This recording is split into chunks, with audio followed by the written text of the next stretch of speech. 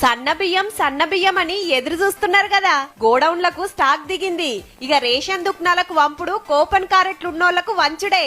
ఉగాదికే ఇయ్యాలని డిసైడ్ చేసింది కదా సర్కారు. గా పని రువ్వడిగా నడుస్తుందన్నట్టు. మంచి క్వాలిటీ సన్న బియ్యం ఇవ్వబోతున్నాము. రాష్ట్రంలో 89 లక్షల రేషన్ కార్డులుంటే కొత్తగా ఇచ్చే ఇంకో 10 లక్షల కార్డులకు కలిపి ఏడాదికి 22 లక్షల టన్నుల బియ్యం అవసరమైతాయని లెక్కలు కట్టిండ్రు. స్టాక్ ఎంతొచ్చింది, ఇంకెంత రావాలనో చూసుకొని దుకాణాలకు సదురుతున్నారు. ఏప్రిల్ 1 కెళ్లి తెలంగాణ అంతటా సన్న బియ్యం పంచే పని షురువు కాబోతుంది. మనిషికి 6 కిలోల లెక్కన ఇంట్లో ఎందరుంటే అన్ని కిలోలు పోస్తారట. రైతులు వండించిన సన్నాలు సర్కారే కొన్నది కాబట్టి గవ్వే బియ్యం పట్టించి పేదోళ్లకు వంచే ఉపాయం చేసిండ్రు. బయట కొనాలంటే తక్కువన్నాయా మరి. అంగట్ల కిలో 60 రూపాయలు.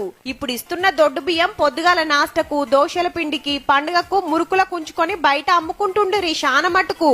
ఈ కిత్తకు పక్కా ఇస్తామంటున్నారు కాబట్టి పేదోళ్లకు బియ్యం కొనే తిప్పలు కొంతన్న తగ్గినట్టే.